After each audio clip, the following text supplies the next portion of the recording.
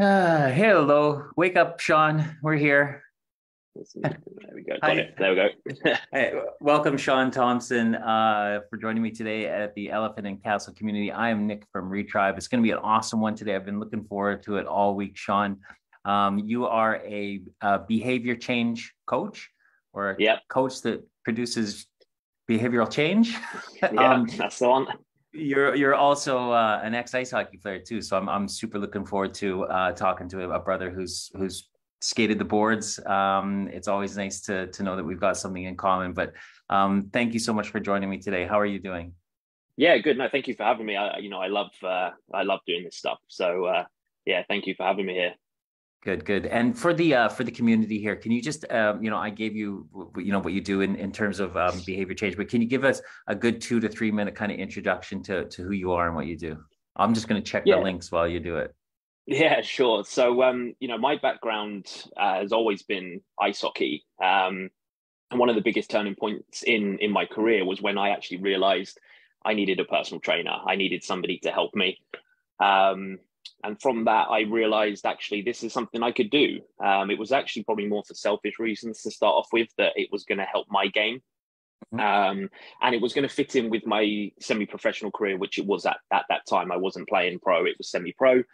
Um, and it's taken me on this incredible journey of self-development, which actually only kind of started happening probably about 3 or 4 years ago, even though I've been PTing for 12.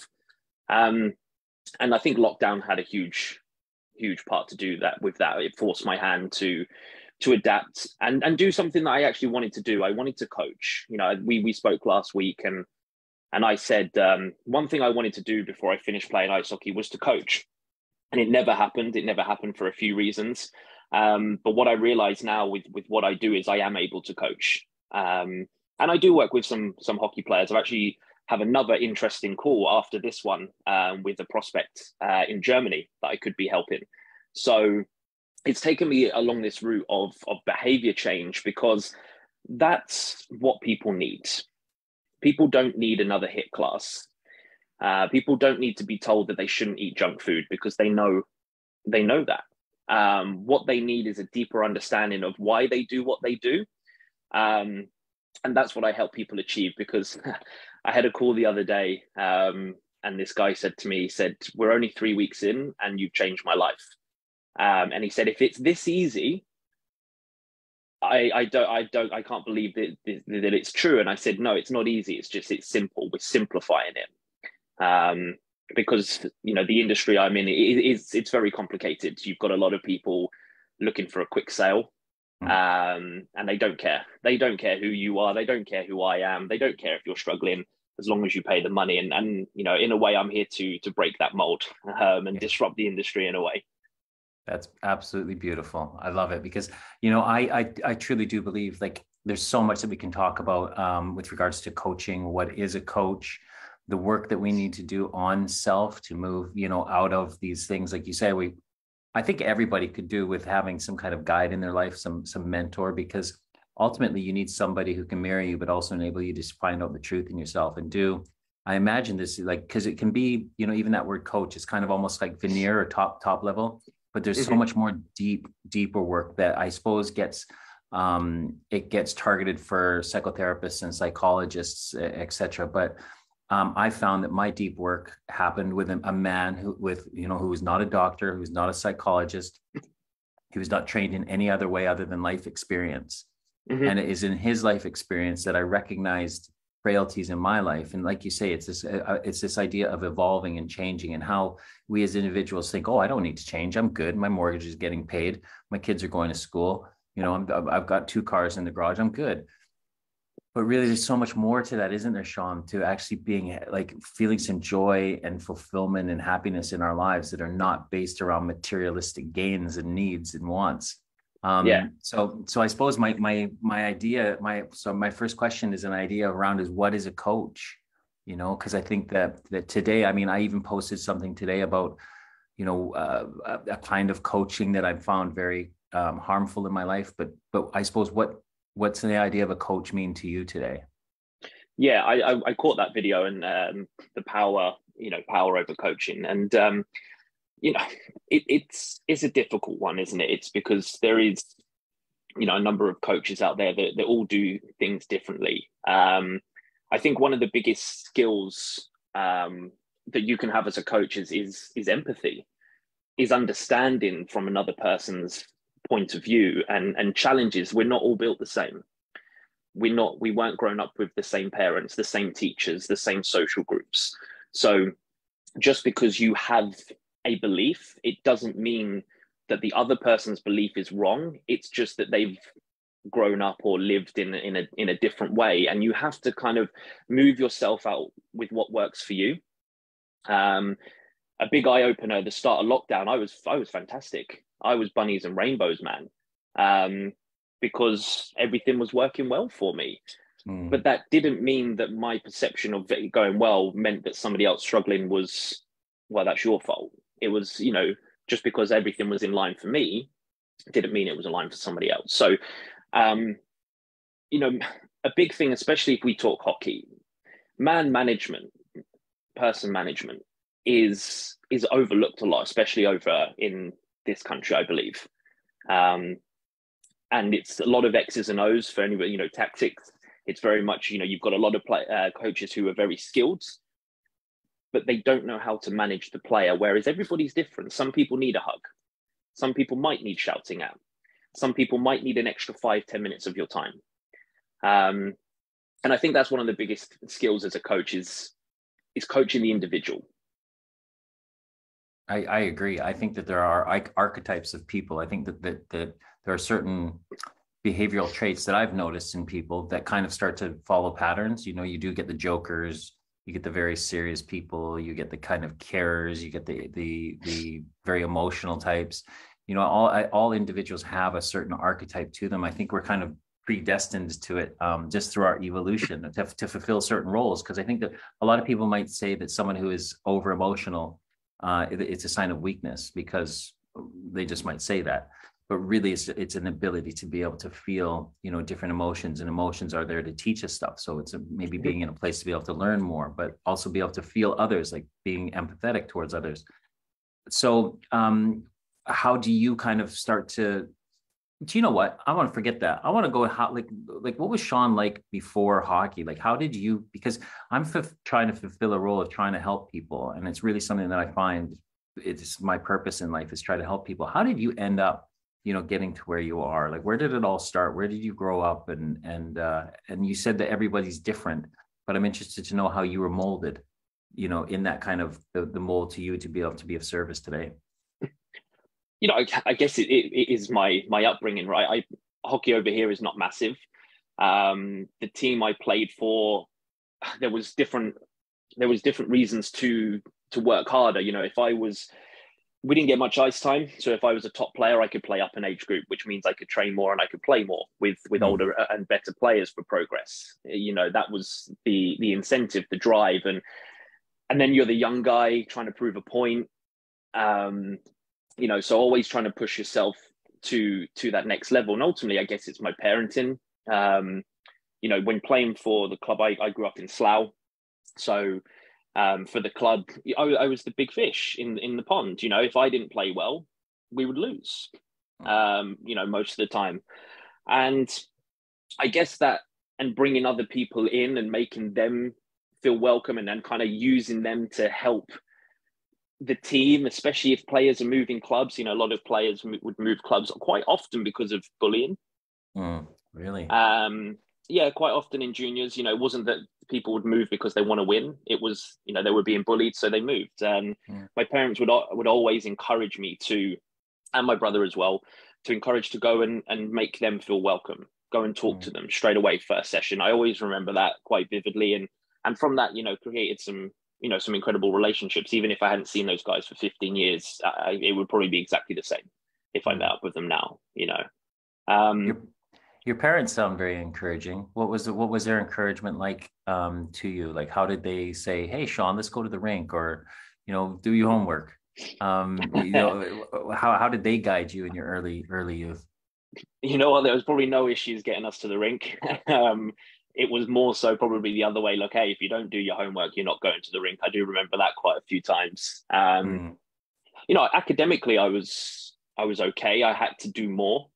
My parents always pushed me in academically. I had to get tutors and extra classes. As much as I hated it, I understand why they did it now. But their parenting style was very much, in a way, learn your lessons. We were never dragged to the rink. We were never dragged to do anything we didn't want to do. And they had their way about it. They had their way of doing it. Sometimes it worked really well, and other times, when I was a bit older and drinking and partying was a thing, and take into account I played pro at 16. So, going out and partying with my mates had a huge conflict on my progression off the ice. And they let me make those decisions. And whereas they affected me, I believe, in hockey, I do believe, I have hockey regrets, but I don't have any regrets from what happened in hockey in terms of where I am now. So, they had this unique style. They were involved. My dad was coach of most of my teams, all of my brother's teams, and most of mine. My mum managed. So we grew up in an ice rink. That was life. Yeah, that was life. And it gave a huge amount to us. It took us off the streets. When you're training silly o'clock at night on a Friday night and playing games Saturday, you couldn't do anything. It kind of guided us in that sense. So yeah, it's a lot to thank for that world, and a huge amount of lessons learned as well.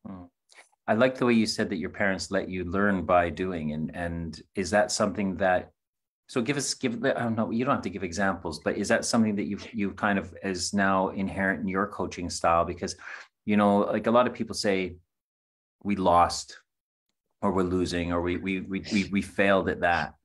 And I think it's just a quick reframe is that, did you really, or did you just learn a lot, because, and is that something now that you tried to, because that's what I do. It's not a loss, it's a learning experience. So that, and I find it now, I know we're both, like, I'm a stepfather, and I know you're a dad. You have 2 boys, right? Yeah. And I've got three boys that, I'm stepdad recently in their lives. And Shaun, it was crazy. I came into this family thinking if I told them to do something, they would do it. Yeah. Because I was like the hockey player and they loved hockey. Yeah. And I thought they would look up to me and I'd be like, hey, go clean your room. And they'd be like, who are you? What do you, but, yeah. And it was only when they saw me cleaning my room, that they started to kind of go, oh, hey, okay. So that's what making a bed is like. So it was only kind of seeing and experiencing things that they actually started to learn. So what's that experience like for you? And how did your, like I say, I suppose, encourage your parents your parents encouraged you to embrace your mistakes. And that's probably helped you become a very effective coach today. Yeah, it's led to it, right? I still remember it. We were in the car, we were going past Windsor on the M4. And I remember them bringing up the topic of me going out with my friends partying. I think I was probably 18, 19. And I still remember the conversation, and I remember snapping back at them. Oh, I'm only doing this. I'm not doing it every night. It's 1-2 nights a week. And I remember, I think it was my mum that said to my dad, okay, that's it. Conversation was over. It was never brought up again. So in terms of coaching style, yes, it's not a good idea to tell people what to do because they don't learn anything. I saw that early days of my PT career is I got some really, really good results, but a lot of them didn't sustain because I was only able to tell them what to do because I didn't necessarily understand what I know now with the mindset and habits and links to childhood behavior. Whereas my clients now, what I work with is I will allow them to think for themselves in the way that I kind of approach the coaching, but they will also know that I'm right there with them if they are stuck, if they are failing, because I want to see them succeed. So I will never tell them what to do. I don't do diet plans. I don't tell them what to do. It's all advice around their lifestyle as an individual and their challenges. And I just get them to raise their awareness start asking more questions. They say, he who asks questions cannot avoid the answers. And we need to start asking more questions. But what I find a lot as adults, and what I've learned along the way, is how much of our adult behaviors is created from our childhood. Yeah. It's incredible. Yeah. Yeah, I think that's the thing. A lot of us just think our childhood is in the past. And, you know, it's what I speak about all the time, is that my state, even as a 49-year-old man, like I'm 52 this month, but as a 49-year-old man, still being crippled by fear, and even at that time of like being sober from all mind altering substances for 4 years, you'd think I'd have some real clarity in my life, but I still remember feeling like very unworthy and having very low self-esteem, stemming from just being a scared kid. And it wasn't like anything. It was, like I did have a father who was very strict and he could be quite scary. And I can trace it right back to, that fear of anything, fear of not being accepted, fear of failure, like fear of trying something and not getting it right and have it being chastised, Mm-hmm. So it was like, oh, if I'm going to try and I'm not going to get it right and I'm going to get a reaction like that, well, I'm not even going to bother trying, and that was me going through school. As I just was like, I'm not going to try. I would never apply myself because I was so scared of what a teacher would say to me. You're stupid. You can't read, mm-hmm. which are things that happened to me. And you then go through your whole life, 49 years where you go like, I'm just a piece of, I won't swear because this is a Facebook Live with the Elephant and Cast. Maybe on my podcast I'll swear, but not feeling very good about myself. And so, what are the things that you see with your clients when, like, how far I don't want to say you can regress with them because we're not psychologists or anything like that, but mm-hmm. or Jungians or Freudians or anything like that. But how far back can you go to their childhood behaviors and actually enable them to see, because I think that's the big thing, is being vulnerable enough to go, hey, do you know what? Maybe what happened to me back when I was 8 has affected me today. I didn't mm-hmm. realize it. So what's that journey that you take people like to go to, I suppose, to go back to childhood and ask and uncover and discover some things. And yeah, I'm interested to know that journey that you take your clients through. Yeah.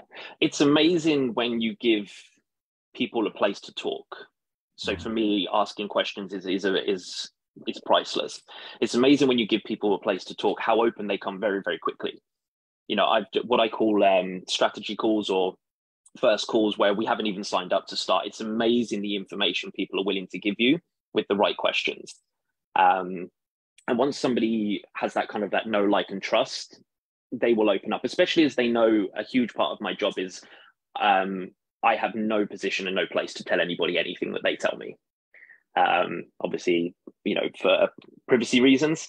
Mm-hmm. So it's amazing what you can find out quite quickly without too much digging. But without it, it will be very difficult to get results. I always say dig to the root cause, challenge everything. So people say, I want to lose weight. Okay, what's the reason you want to lose weight? I'll be happier. Okay, well, how would that benefit your life? How would that change your life? And get them to start thinking more, because as amazing as this is, it's ultimately very lazy.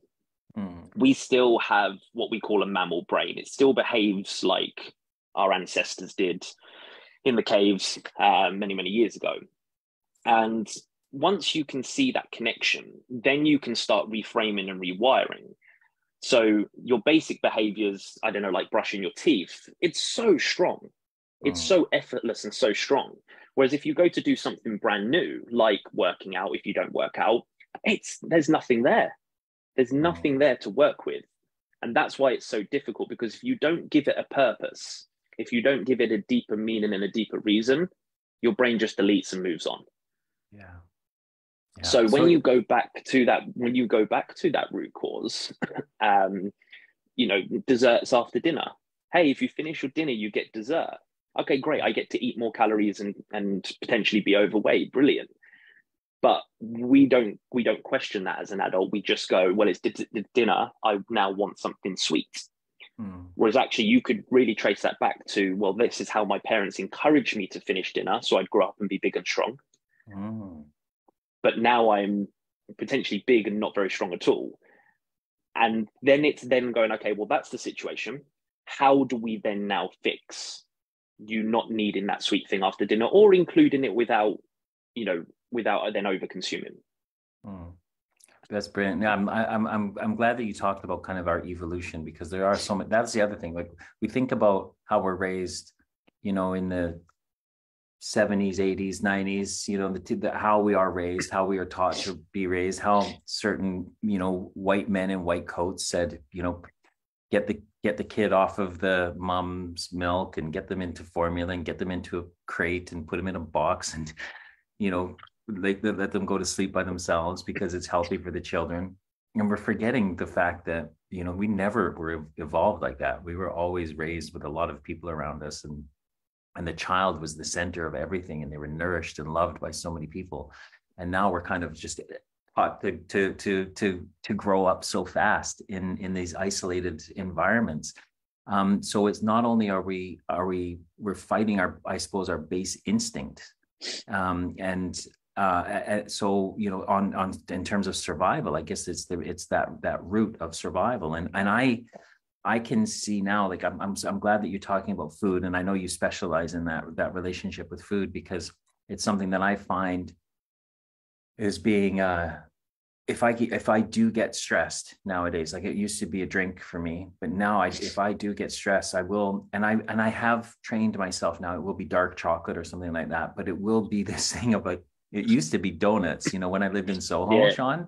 Yeah, I lived next to a donut time, and it was like, oh, I'm gonna go for a donut as a reward for my a walk during the day, and they'd be selling them off at the end of the night, and I'd end up getting 2-for-1s or something like that, and say I'll eat one tomorrow, but devouring them both. And it was to fill a hole. There's no question about it. There was some loneliness, there was some fear, there was some anxiety about life, coming out of COVID and business, and food was definitely something that I used to fill a hole. It's ironic that I was using donuts, something with a hole, to fill a hole. So, when someone comes to you, how do they talk about the relationship with food? And then how do you try to change the mindset around that? Yeah, it's coping mechanisms and I guess habit forming, right?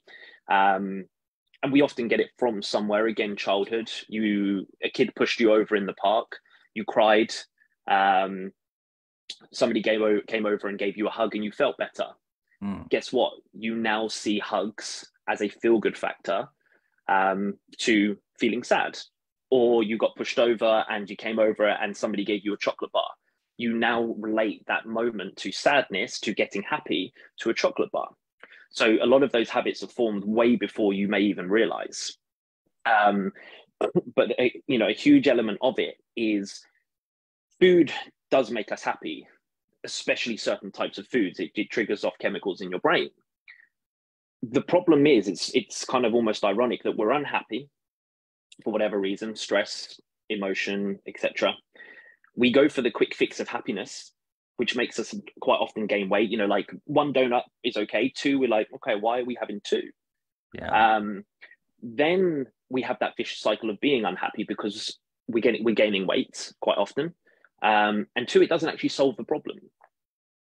It doesn't solve it. It masks it. It's the plaster over the burst pipe. Yeah. So what I would look at is okay, so what is the reason we're doing this? And one of the strategies I find really, really powerful is, hey, you can have the donut. That's absolutely fine. It's a donut. Okay, it's a donut. But you just got to answer a few questions first. How am I feeling? What's the reason I'm having this? What time is it? Just a few obvious questions just to raise your awareness on what it is. So quite often when somebody says to me, I've had 2, my first instinct would be, okay, we're maybe underfueled here. Your brain's saying, hey, what if we never eat again? You should probably have that second donut just in case that's the last donut you ever eat, because this is a survival mechanism. All it's thinking about is survival. Reproducing, eating, and social threats. And even if you could classify as an introvert, we have this instinct that we need to be part of something, part of a community to survive. Because if we don't and we get exiled from the tribe, we'll get eaten by a lion. but there's no I, lions around anymore. not no, not in the wild, not by us anyway. yeah, But yeah, that's how I would kind of look into it. Is we often see the donut as the reward, but actually the donut is the routine. yeah. So once we understand what we're actually looking for, which is the reward, de-stressing, making ourselves happy, giving ourselves energy, once you find that, you can correct the routine and then start to form a new habit that aligns with your true purpose. Yeah. I love what you're saying. It's making my heart warm as the way you're describing this, because it's so aligned with what I'm trying to, do in my own life and in the people who I care about and the people that are in my business is exactly what you say. We have all of these ancient needs, these ancestral things that are interwoven in our body. We don't honor them. We don't honor where we came from. We just think of ourselves in this world with this thing. We think this makes us the smartest species that's ever been here, when it's just not true. We're probably more isolated and lonely, even though we live in these mega cities of today of millions and millions of people. I've never known so many people to be so lonely.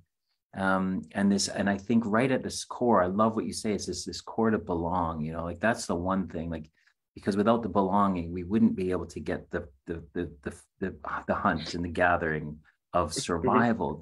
Without connection and community, we wouldn't be able to build the shelters and fend off I say saber-tooth tigers when I talk.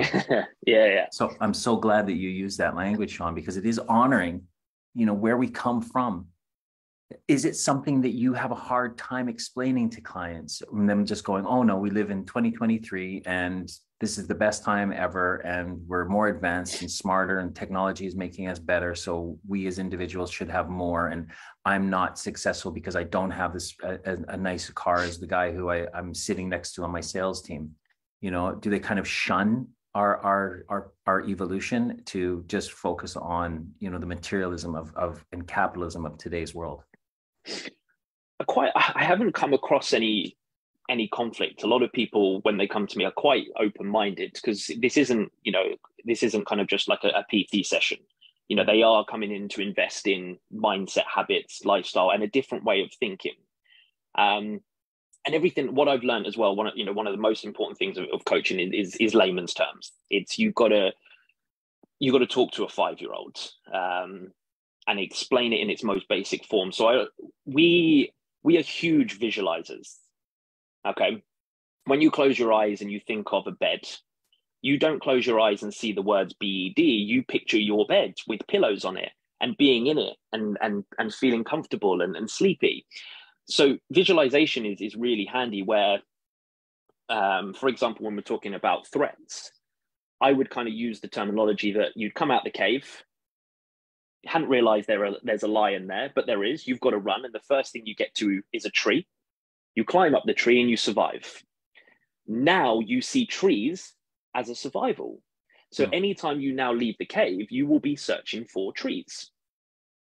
And it's the same way we behave now, but in a lot less threatening way. But we will leave the house and we will search for food. We will search for a mate. We will search for somebody to talk to, depending on what was an unfulfilled need. So where most people in today's world, we're too busy, so we don't eat, don't skip breakfast. We eat quick carbs that leave us crashing in energy. So we're searching for food all the time. So what I often remind my clients is we could survive 70 plus days without food, even if water is present. So we'll be all right for a few hours. Don't let this trick you. We'll be okay. Like, I'm not telling you to starve yourself, but you'll survive. And it's just reminding people, look, it is. Technology is way over here and our brain's still over here. As fantastic as it is, it's still over here. And it's just getting them to recognize the signals and being aware enough and adult enough to make a grown-up decision, not an impulse decision. I think in many ways, I do. In all ways, I love the fact that we need to honor where we came from, but also like this idea of modern day society's really been molded, post World War II. And you could say definitely over the last, 30 or 40 years, we've been molded into, these silos of individualism that are all built upon the collection of stuff to make us feel, part of or wanted or successful. So I'd like to lean towards these words of we need to unlearn a lot of stuff. We need to unlearn, for instance, the things that I was taught as a kid, and maybe you were taught as a kid, of what it's like to be a real man. I really don't even like using those terms, real man, because my aim is to become a comprehensive man, a full and complete person. But the terms real men were used in these kind of unbalanced masculine ways, which were real men don't cry. Real men sort out all their own problems. Real men don't have naps in the afternoon. Real men don't show weakness. Real men show power over their family because they need to be seen as the leader. A lot of things that built, I suppose, a perfect storm of setting men up for failure, because these are like unobtainable goals or ideals to live up to. So I tend to, every day, I want to try to unlearn some of these things. Is it something that you have to find with some clients, maybe trying to, before you learn, you need to unlearn? I suppose it's unlearning bad habits or unlearning thoughts and ideas and ideologies that you were brought up with. Do you find that most people need to do some kind of unlearning to get to a state of learning new and more flourishing ways to live? Yeah, 100%. A lot of people come to me over the years and they kind of like, look, I've got a PT now, I'm going to get results. Some people literally jump in and do just that because they don't have much to unlearn. They may have just started bad habits because they've started a new job. I've had a number of clients who have had to really trust the process because they've seen no physical change for a couple of months, few months, because they had so much to do here first. But once that's done and you've done the hard work there, it's the rest is simple. The rest is easy. But unlearning, it's kind of, rather than, I guess, unlearning, it's not using that mechanism anymore. Because like we said earlier, the connections in the brain on those habits are so strong. It's so easy to go to. This is, like I said, this is an energy saver. So it doesn't want to have to do anything that it doesn't want to do. So it's kind of to eliminate the use of it, to make it weaker. Like a muscle, if you don't use it, it gets weaker. Whereas if you use another muscle, you build another connection and you put the reps in, that's the most important part. Then that will get strong enough that this just becomes a whisper. It's never going to go anywhere. It's not going to completely be deleted, but it will be a whisper that you don't need to act upon. And I guess it's kind of like how your story goes. That connection of your coping mechanism was so strong, yet when the purpose was big enough and the time was right for you, you were able to put the reps in with something else that then made that a whisper, and this too strong that, and the power of it as well, the happiness that you gain from that control. Your brain wants that. Okay, let's move this way now. That's not good enough anymore. This is what I want. Yeah, I love that. As initially a trained PT, your job was to, I suppose, help people just with their physical appearance, wants, needs, health, overall physical health. And now you're evolving into being able to do, I imagine, some shadow work with people so that they can unlearn a lot of this stuff of what's going on in here. You point to your brain. So like we always think of like the physical thing, our skeletal muscles is something that we need to that is separate to this. So, and then also soul, I suppose, so you have mind, body, and spirit, I guess, and the wholeness of it all. In the initial stages as a PT, were you just focused on like the skeletal muscles, and how have you evolved into kind of thinking of it as being holistic and a whole approach to being human? Yeah, 100%. A big issue for me was I was very 50-50 with the PT and hockey. I was very passionate about my hockey, even at semi-pro level. I thought I trained and ate like a pro. I didn't. I know that now for many reasons, but I thought I was. I wanted to be the best I could possibly be. So it was very 50-50. I would train somebody, I'd say see you later, and then I'd see them next session. Because after that, I needed to go and train myself, or I had to go training. And it was only after I finished playing Whereas, and I knew I was 50-50. I knew I wasn't all in. What the saying is, to do more than one is to do none. So that's potentially why I didn't reach the pinnacle in hockey, and that's why I was so far behind potentially in PT. But when I finished, one tweet changed my life. One tweet. And all it was, hey, I'm looking for a business podcast to listen to, because I know I need to focus on my business now. I can go all in.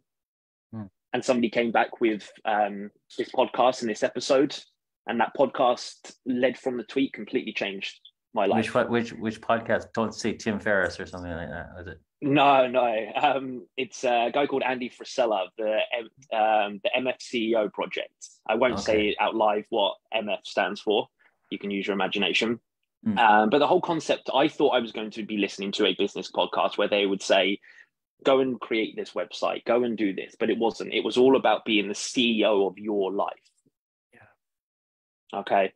And that was an eye-opener. You're looking at somebody who despised reading. My whole family said, oh, every time you walk past a bookshop, you pass out. And I went from the pass out person to realizing that books are fantastic, podcasts are fantastic, and that everything is on me. Yes, there are external factors, but that's my choice how I take it. And I look back now at the PT that I was, and I had to do that stuff. I had to do that to be where I am now. So, there's no regrets there. Would I love to have some of those clients back now? Yeah, 100%. I'd love to see them right now. And not only apologize for my young PT behavior and lack of knowledge, but this is what I could do for you now. So yeah, you have to go through everything to put you in the position you are now. You could see it as regrets and be upset about it, or you could just go, you know what, it's never going to happen again. I'm not going to let that happen again, and I'm going to grow with this and continue to learn skills and understand. We know more than ever about the human brain now, but we don't know everything. No. We don't know everything. We certainly don't, and it's it's just a continue. I love not knowing everything, and I love the fact that you talk about how you've evolved, because I think anybody who embarks on any kind of new career path or a career path of kind of teaching or guiding, the first few years are, you've got to go through these things. And I mean, I consider myself a very good mentor in recovery. That is something that I would say I'm a specialist in, is helping people in recovery. It's a non-paid position. It's something that I just give of my own time, but I really feel like doing that has enabled me to build some self-esteem in my life to get me to where I am today. But it took a couple of years of not failing. You're out there and you're giving your time to somebody. There's no financial exchange. So it's really just me giving my time to somebody. And I learned so much about how to become a good teacher. And I think that, and so like I say, anybody who's embarking on this, it takes time. You can't expect yourself to be great right off the top, and you evolve into the role. And I'm interested now to know where you are. Oh, also, do you know where the word mentor comes from? It's a really cool story. I heard this on a podcast, and I tried to look up I think it's the history of the word epistemology. Anyway, but a mentor was an old sailor, and the old sailor that was cut with scars, maybe a patch over his eye, missing a limb or a couple of fingers. And he would teach the young sailors, don't grab onto that rope, duck there, don't do that. You're going to lose an eye, and it was by someone who's been through some stuff. So we are running out of time already, Shaun, and this stuff flies by. But at the beginning of this, you indicated that you wanted to be, a disruptor. You wanted to kind of, I suppose, challenge the coaching industry and that whole thing of mentoring. And how do you want to do that? Like, what are the things that you want to try to guide people through that really elevates you in the coaching world? It's going to be an extremely difficult job. Extremely difficult because of the beliefs that people have. We've grown up on scales. How much do you weigh? You're overweight, you're underweight. If you do this workout, you can lose weight extra fast, rapid fire. It's very difficult because the marketers, which is one thing that we're up against, that understand human psychology incredibly well. They want money, and they will not necessarily be ethical to do it. My approach is to put out what I believe, and I guess it kind of goes with the name of the talk, tribe, is to create my tribe that has the same beliefs that me, that trusts it. And then they'll also then start, there you go. And then they'll also start telling their stories. I've had messages this week. A client said, the book that you got me for Christmas, I've given it to somebody. I've advised this person. My client the other night, he was doing a talk on motivation with his team yesterday.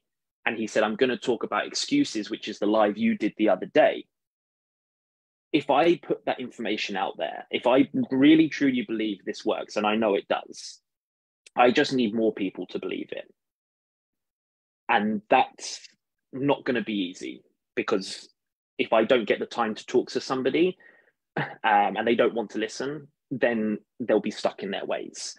But if I put out my content, my videos, I give incredible value to my clients and get them the results that they came to me for, word will spread. And it already is. There are other people that are calling themselves behavior change coaches as well, which is really interesting, because that wasn't really around a year ago. So there are other people in my boat looking to do the same thing. And that community will grow. Will it ever be as big? No, I don't believe it will ever be as big. People still want easy. They want what's sexy, fast, quick. And Amazon Prime, I think, has ruined that for everybody. But it really had, yeah. But one thing, if anybody does want to fight kind of like the status quo, there is one fantastic book that does give you a way to think about it. And it's called Persuasion by Robert Cialdini, fantastic human behavior psychologist.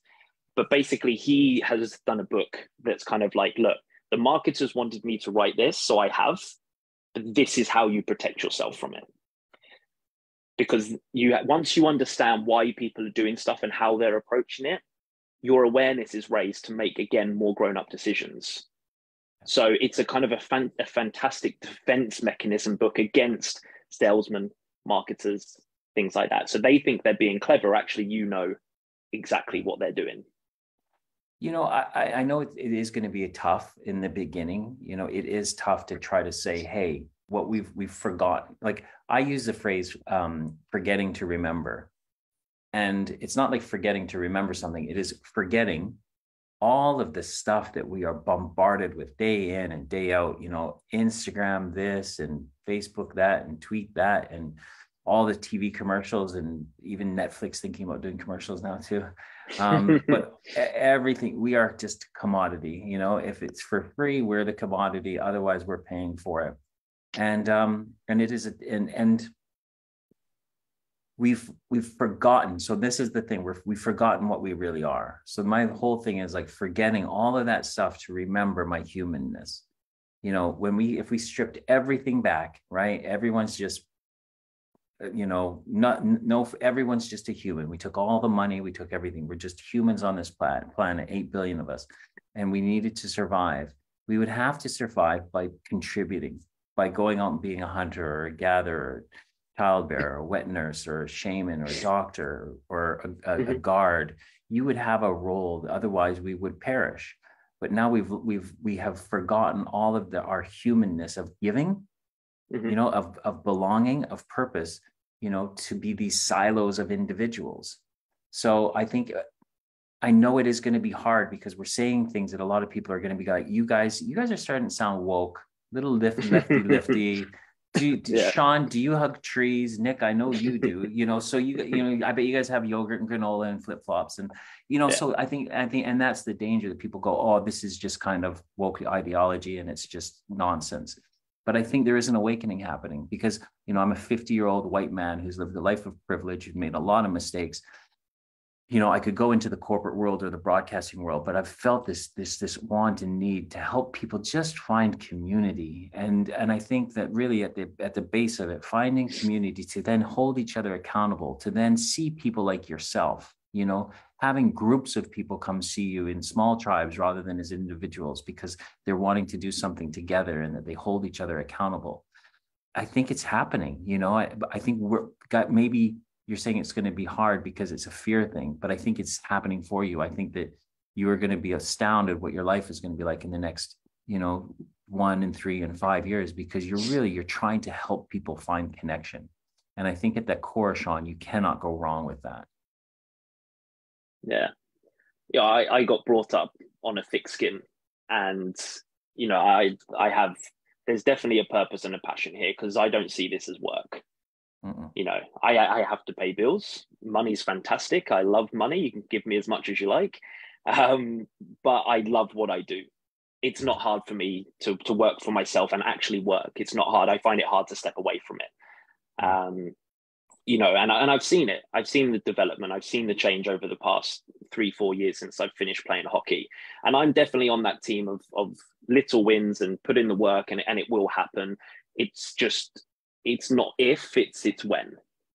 And, you know, and what drives me is I just need to help one person. You know, if one person has took one little detail from today, I've done what I need to do. And it doesn't exhaust my energy putting in hours of work to get one wow moment. It doesn't exhaust me. Because a lot of it is in a way a little bit selfish as well, because I am on my own journey as well, my own self-development and my own learning. So everything that I'm doing is pushing myself forward, and anybody that wants to come with me is welcome. You know, I will take anybody with me, and guide them along the way. So yeah, it's like you said, it's going to disrupt it, most definitely. We're fighting against what's easy, against what's right, I suppose. Yeah.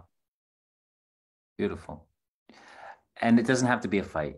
It can just be, you know, it can be That's what my it hockey is. talk. That's the Yeah, hockey yeah, talk coming out. yeah, yeah. Shaun, it's been absolutely amazing having you on, buddy. I really appreciate it. And you know, I know we're going to be able to collaborate and work together in the future. So you know, how can people get in touch with you? You can also just ping the links into the Facebook feed, so you don't have to give out phone numbers or email addresses if you don't want to. But yeah, how do people get in touch with you, on Yeah, socials and stuff? I'm everywhere. I'm absolutely everywhere. So you know, on Instagram and Facebook, it's the Behaviour Change Coach. Like to be nice and specific. I think it's the same on YouTube as well. So I tried to keep all of the topics the same. But anybody that's on LinkedIn, that's where I'm most active at the moment. I'm really working on that platform this year. So it's just, you know, again, my name, Shaun Thompson.